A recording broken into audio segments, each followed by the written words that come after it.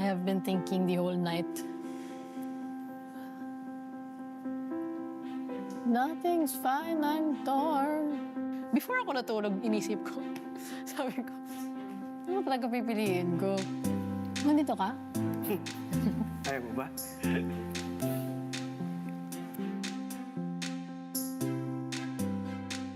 Nakapinili mo ah. So, ginamit niya yung love points niya sa akin. Ang cute lang na ako yung kinuha ni Pupa kasi siya din naman yung pipiliin. Pinili kita for just 3 minutes because gusto kong sabihin sa'yo na na I really appreciate na you were honest. Nung nag-usap tayo ng 10 minutes, remember? I enjoyed the time. Genuinely was really happy with that time. Totoo naman talaga sinabi ko nung sa dinner. I felt a connection. I feel like we could be really good friends. Siya talaga yung parang pinaka-sincere for me. Ewan ko, iba yung tago sa akin ni Pupa. Iba na yung tingin ko kay Pupa. Sige, yun lang. Gusto ko lang sabihin na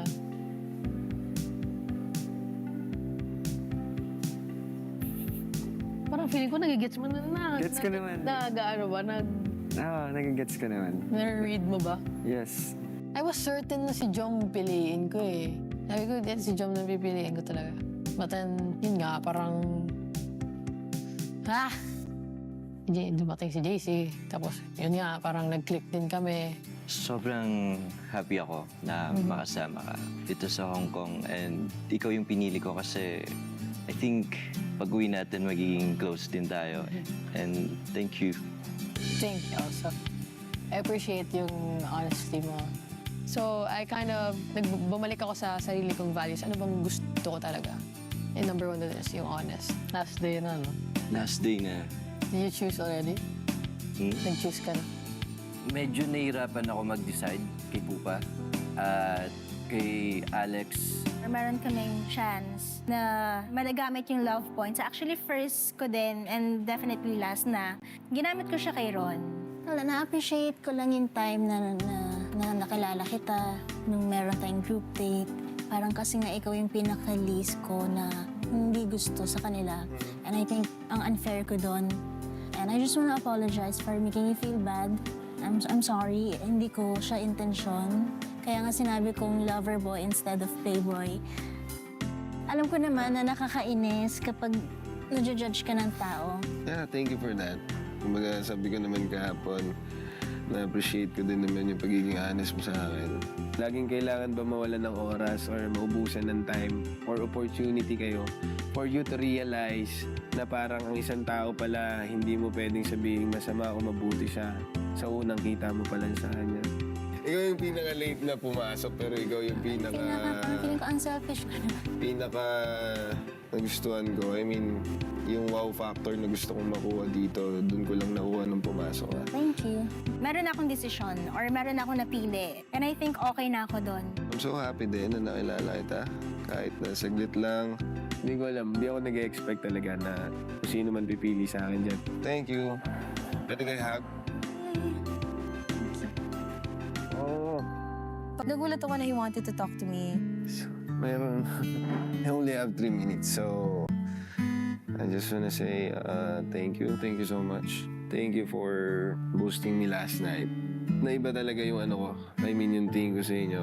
Lahat. Kumbaga, nandun ikaw yung pinaka-okay for me. Kaya nga, sabi ko sa'yo last night na sana maging magtropa tayo or maging magkaibigan tayo pagka uwi natin. Aww. Time. Okay? Okay. I appreciate Ron whenever he shows his soft side. And I feel like not all the girls were able to see that side of Ron. I feel like you're misunderstood din kasi by a lot of people. So I hope na you choose who you can open up to them. Hindi mo talaga malalaman yung storya. Pinapakita ko lang is the title itself. The title and its cover. Kumbaga, yung mga deserving sa book na to is yung willing talagang buksan yung book, basahin, intindihin. Sila yung may deserve ng libro na to. Yeah, good. Nung I was waiting for Polo, iniisip ko na talaga kung ano yung sasabihin ko sa kanya. Dami kong thoughts, wait. Wala mga madadali. And I think I was just overwhelmed because I wanted him to also want me. I tried my best to be vulnerable kasi during the show talaga, like, wala lang, super na-appreciate ko lang yung ibang daters cause parang nakita naman pala nila yun. I don't know. Hi, Daddy. How are you? Are you okay? Ikaw kasi. Huh? Start with the crying first. My bad. Out of all the guys naman kasi talaga, you're my top pick. Because, I don't know, parang I was drawn to you first date pa lang. Wala, I'm nervous lang because I don't know who you're gonna pick also. My first choice honestly was Dani again kasi nga I had a really genuine connection with her. Pero Pero wala. Parang, I can't say naman pick me. I'm now very anxious na who he's gonna pick. I'm definitely down to see you again kahit after the show. Aw, I'm so sweet with you. Thank you. So, today's the last day. Ginamit ko yung love points ko kay Polo. Kamusta ka na? Okay naman. Alam ko talaga, pipiliin ko tong final love points for you. Thank you. Simula nung nag-open up ka last night. Why is that? Kasi gusto ka kamustahin. Tsaka, I think yun yung pinaka parang unguarded ka last night.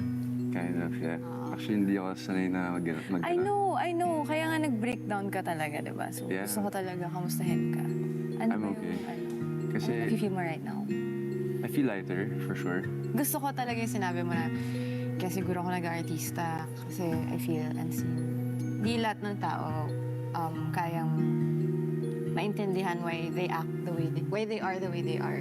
Pinili ko rin siya kasi I felt like baka feeling niya siya yung dahilan kung bakit nasaktan ako ng gano'n. And I just wanted to reassure her na it wasn't her fault. Ikaw pala yan. Charot. She again. Hi, Hindi, medyo ikaw pala nabitin yan. kasi yung usapan natin eh. Happy ako na pinili niya ako. First of all, I didn't want you to feel guilty kasi sorry ka kagabi. Feeling mo kasi baka na-trigger mo na umiyak ako. I mean, you did, pero not your fault. Na-trigger siya because Okay lang din sa akin na na-trigger ka kasi parang mas, diba? Don't you feel good? I do. So yeah, thank you po din. Oh, emotional pala siya. Ako emotional kang tao talaga. Emotional Ito akong talaga yun in-expect. Feeling ko kailangan niya lang ng may kinig sa kanya. Willing ako makinig kung may chance pa kami later mag-usap.